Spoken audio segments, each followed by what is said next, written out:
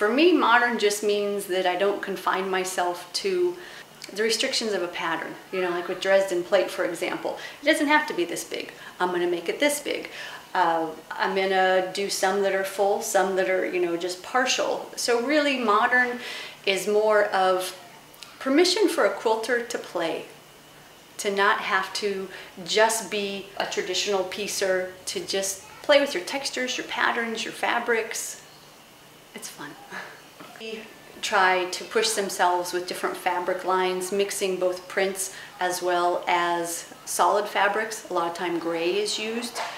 And then they also get into the technology end of it. Some of them might be bloggers and do their own podcasts and things like that. This would be classified as a modern quilt because it's not a recognizable pattern.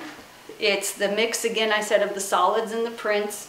You know, a lot of times geometrics run strong in your modern quilts.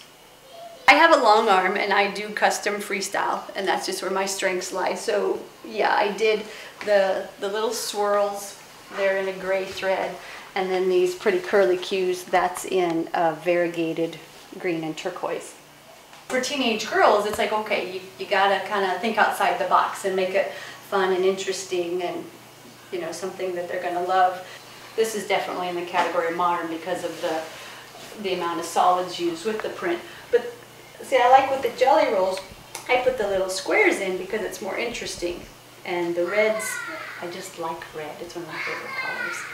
But you can see how, like on these two, essentially it is the same pattern. And like that red one that I showed you, even though the lines went vertical instead of horizontal. So you can take one idea, and whether you play with the color or here, you know, there's 3 squares that are put together between the strips, where here's there's just the single, and you have such dramatic results at the end, totally different.